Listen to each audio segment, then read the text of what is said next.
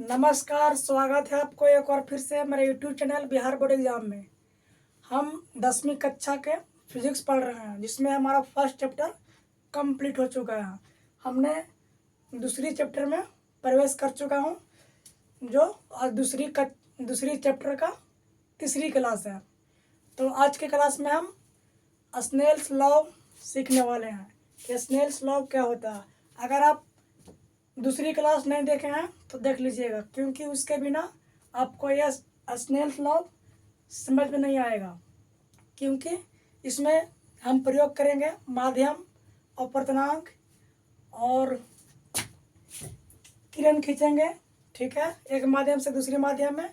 तो अगर इन सारी बात आपको नहीं पता होगा तो आप स्नेल्स लॉ नहीं समझ पाइएगा। तो चलिए आइए स्टार्ट करते हैं स्नेल्स लॉ। स्नेल्स लॉ क्या होता है? जैसे मैंने दो माध्यम लिया हूँ, एक माध्यम ए है, एक माध्यम ए है, ठीक है। इसको मानते हैं माध्यम 1, ठीक है। ये हमारा माध्यम 1 है, इसको हम मानते हैं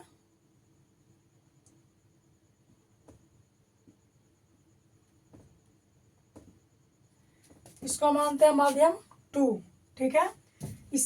इसको हम अभिलंब बोलते हैं, अभिलंब, ठीक है। अब ये जो माध्यम है, नीचे का जो माध्यम है वो विरल है। कैसा है? विरल, ठीक है। और ये माध्यम जो है सघन है। कैसा? सघन। कैसा है? सघन है, ठीक है। आपको पता होगा, मालूम होना चाहिए कि जब हम कोई प्रकाश किरण विरल माध्यम से सघन माध्यम में भेजते हैं तो अब वो अभिलंब की ओर मुड़ता है, ठीक है। तो मैंने एक, चलिए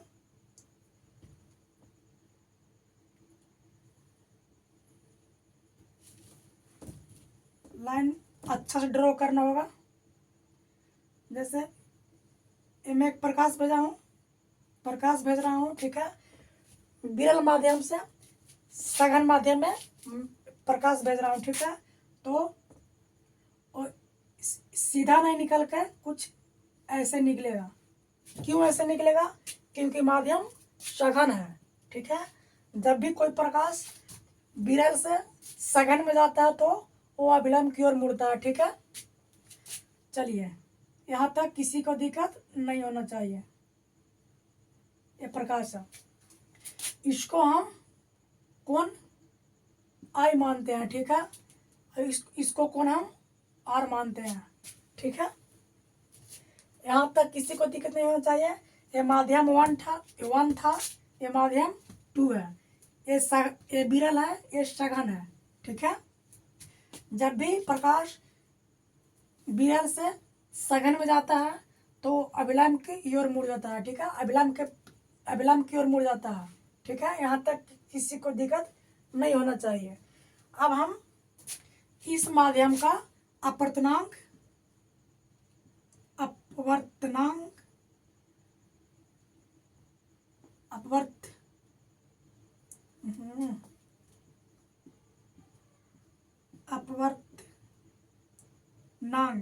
ठीक है, क्या मानते हैं? μ1, ठीक है। इसको अपवर्तनांक μ1 मानते हैं, तो इसको हमें μ2 मानना पड़ेगा। अपवर्तनांक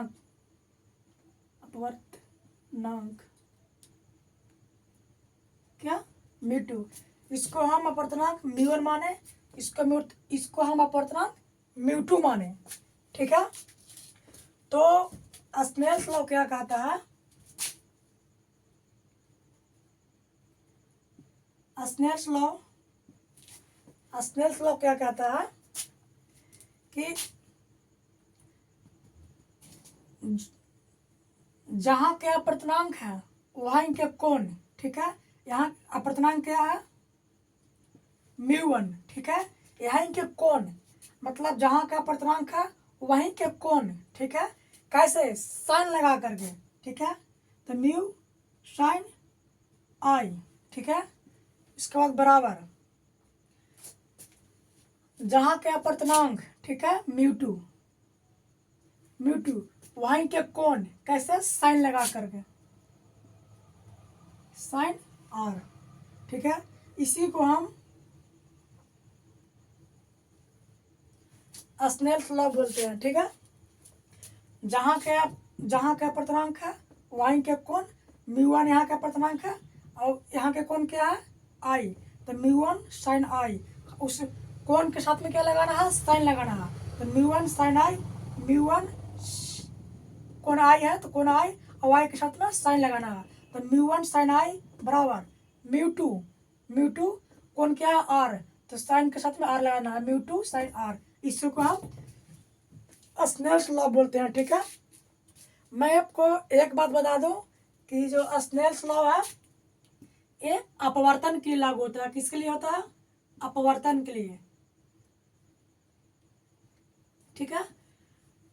स्नेल्स लॉ अपवर्तन के लिए लागू होता है या फिर लेंस के लिए बोल सकते हैं, ठीक है, लेंस के लिए, क्योंकि लेंस में भी अपवर्तन होता है, ठीक है। तो मैं उम्मीद करता हूँ कि आप स्नेल्स लॉ समझ गए होंगे। चलिए इसका एक उदाहरण लेकर के समझते हैं फिर से। देखिए इसको हम एक और फॉर्म में लिख सकते हैं। कैसे लिख सकते हैं, आइए देखिए। जैसे इसको हम ऐसे भी लिख सकते हैं, ठीक है, ध्यान दीजिएगा। क्या है, साइन आई बट्टा में क्या है, साइन आर, ठीक है, बराबर। अब देखिए साइन आई के साथ में क्या लगा हुआ है, म्यू1, ठीक है। तो यहाँ पे जो बात यहाँ है वही बात यहाँ लिख रहे हैं, ठीक है। तो दोनों तो मैच करना चाहिए, ठीक। तो यहाँ साइन के साथ में क्या लगा हुआ है, म्यू लगा हुआ, ठीक है। तो यहाँ पर हम म्यू कहाँ लिखेंगे कि साइन के साथ में होगा, ठीक है। तो यहाँ म्यू नीचे लिखेंगे, ठीक है। और नीचे क्या है, साइन आर है, ठीक है। यहाँ साइन आर के साथ में क्या लगा हुआ, म्यू2 लगा हुआ। तो म्यू2 हम कहाँ लिखेंगे कि साइन आर में आके जुड़ जाएगा, तो हम म्यू2 यहाँ लिखेंगे, ठीक है। तभी तो जब बराबर के इधर और बराबर के उधर दोनों को कैंचिया गुना करते हैं तो आपस में ऐसा जुड़ जाता है, ठीक है। तो इसको हम कुछ ऐसे भी लिख सकते हैं, ठीक है। कैसे लिख सकते हैं, साइन आई बटा साइन आर बराबर म्यू2 बटा म्यू1, ठीक है। क्या, म्यू1 या फिर म्यू1 साइन आर बराबर म्यू2 साइन आर। इसी को हम स्नेल का नियम कहते हैं, ठीक है। मैं उम्मीद करता हूँ कि आप स्नेल का नियम समझ चुके होंगे, ठीक है। तो चलिए आइए इसका एक उदाहरण लेकर के समझते हैं।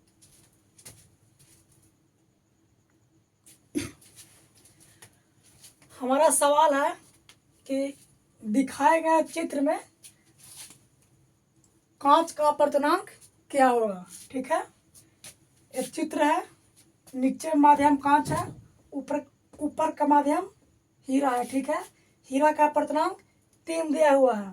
हमें कांच का अपर्तनांक पूछ रहा है जिसमें कोण आई 60 डिग्री है, ठीक है, और कोण आर 45 डिग्री है, ठीक है। हम इसमें हमें कांच का अपर्तनांक पूछ रहा है, ठीक है। तो कांच का अपर्तनांक कैसे निकलेगा, तो हम इसमें स्नेल का नियम लगा करके कांच का अपर्तनांक निकाल सकते हैं। चलिए आइए हम स्नेल का नियम लगा करके कांच का अपर्तनांक निकाल करके आपको दिखाते हैं, ठीक है। तो पहले नंबर स्नेल का रूल्स क्या कहता है कि जहाँ का अपर्तनांक वहीं का कोण, ठीक है। तो म्यू1 साइन आई, ठीक है, बराबर जहाँ का अपर्तनांक वहीं का कोण म्यू2 साइन क्या आर, ठीक है। इसी फार्मूला पर हम बैठाएंगे। ये किसका फार्मूला है, तो स्नेल्स लॉ का फार्मूला, स्नेल्स लॉ है, ठीक है। इसी पर हम बैठाएंगे, ठीक है। चलिए ये बैठाते हैं। म्यू1 हमारा म्यू1 पूछ रहा है, म्यू1 निकालना है, तो ध्यान दीजिएगा। म्यू1 साइन आई साइन आई का मान कितना 60 है, ठीक है। तो साइन आई का मान कितना है 60, और साइन आई का मान कितना होता है √3/, मतलब चलिए हम प्लस रखते हैं, मतलब साइन 60 डिग्री, ठीक है, बराबर म्यू2 का मान कितना क्या है 3 गुने साइन आई का मान कितना, साइन आई कितना है 45, ठीक है, तो 45 डिग्री। तो अब म्यू1 साइन 60 का मान होता है √3/2, तो गुने √3/2 बराबर 3 इंटू, ठीक है, साइन 45, गलती ये साइन 45 का मान होता है, ठीक है, साइन 45 का मान कितना हुआ 1/√2, तो 1/√2, ठीक। अब हम चलिए इसको देखिए, मैं बिल्कुल बेसिक से हल कर रहा हूँ, एक भी पॉइंट मतलब कुदा के नहीं पार करूँगा, ठीक है। ऊपर ऊपर गुना हो जाएगा तो म्यू1 √3/2 हो जाएगा। यहाँ तक किसी को दिक्कत नहीं होना चाहिए, बराबर, ठीक है। इसको हम 3/√2 लिख सकते हैं, ठीक है। अब हमें म्यू का मान निकालना है, यहाँ भी √3 है, यहाँ √3 है, यहाँ √2 है, तो √3 से हम √2 में गुना कर सकते हैं, ठीक है। तो 3 दूनी के 6, यानी कि म्यू1 √6 बराबर, ये दोनों को हम आपस में गुना कर सकते हैं, 3 दूनी के 6। जब भी बराबर के इधर वाला पार्ट और बराबर के इधर वाला पार्ट दोनों को हम तिरछा तिरछी कैंसिया गुना करते हैं, ठीक है, ये आप पढ़े होंगे बचपन में 5, 6, 7 में, ठीक है। अब देखिए, अब ने हमारा म्यू1 √6 बराबर 6 आ गया, हमें म्यू2 के मान निकालना है, ठीक है। तो म्यू1 का मान निकालना है, तो हमें म्यू1 के अलग करना होगा, ठीक है। तो हम लिखेंगे म्यू1 बराबर 6 बट्टा में इधर आएगा तो इधर भाग करेगा, इधर गुना में है तो इधर आके भाग करेगा, ठीक है, √6, ठीक। यहाँ तक किसी को दिक्कत नहीं होनी चाहिए। आप यहाँ पे लिखते हैं, ठीक है, क्या म्यू1 बराबर, देखिए ये √6 ऊपर 6 है, नीचे √6 है, ठीक। तो हम 6 को हम √6 गुने √6 लिख सकते हैं, ठीक है, क्योंकि 2 √6 जब इसको हल करेंगे मतलब √6 और √6 मिल करके 6 बन जाएगा, ठीक है। तो इसको हम ऐसे लिख सकते हैं, अब बट्टे में क्या है √6 है, ठीक, √6 है, √6, ठीक। अब एक √6 से एक √6 कट गया, ठीक है। अब म्यू1 बराबर कितना आ गया √6, ठीक है। हमें म्यू1 का मान निकालना था, म्यू1 का मान निकाल गया √6, कितने इसका परिमाण कितना आया √6, ठीक है। ये हमारा उत्तर हो गया, ठीक है। मैं उम्मीद करता हूँ कि आप समझ गए होंगे, ठीक है। स्नेल्स लॉ मैंने इस पर एक प्रश्न बताया, प्रयोग करके बता दिया हूँ, ठीक। देखिए, अब हमें इसको पढ़ने आना चाहिए, ठीक है, कि इसको पढ़ेंगे कैसे।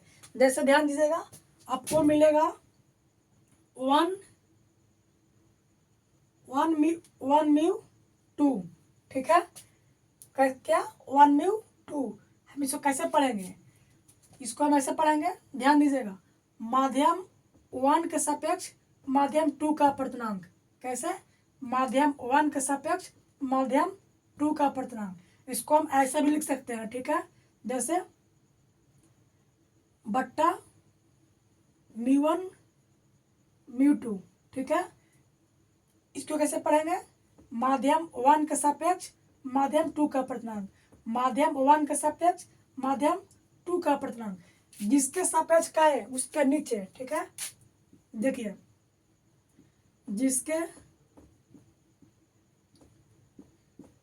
जिसके सापेक्ष कहे उसे नीचे लिखते हैं, ठीक है।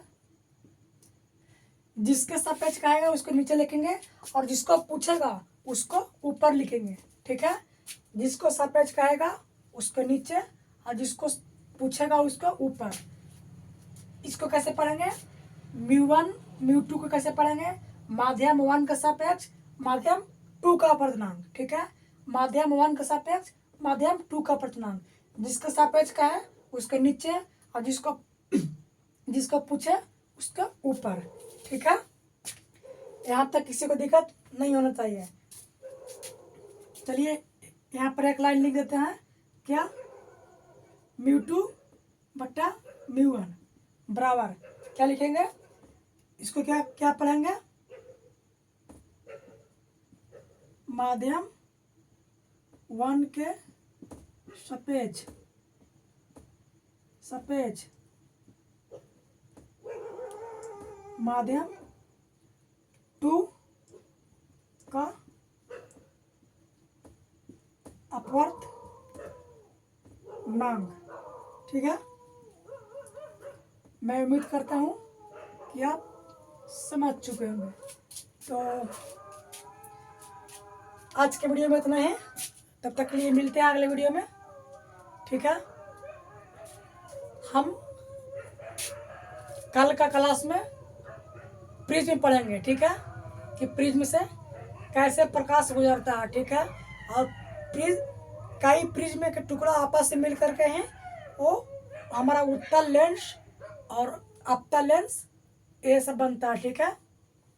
अब प्रिज्म समझिएगा तो ही उसी प्रिज्म समझने के बाद ही आपको उत्तल लेंस और अपतल लेंस समझ में आएगा, ठीक है। क्योंकि उत्तल लेंस जो है हमारा प्रिज्म से ही मिल करके बनता है। जो रूल्स प्रिज्म में होगा वही रूल्स हमारा उत्तल लेंस अपतल लेंस में होगा। इसमें जैसे किरण बिहेव करेगा उस लेंस से भी हमारा वैसा ही किरण बिहेव करेगा, ठीक है। तो बाकी क्लास अगले दिन, आज के क्लास में इतना ही, तब तक के लिए मिलते हैं अगले क्लास में। जय हिंद।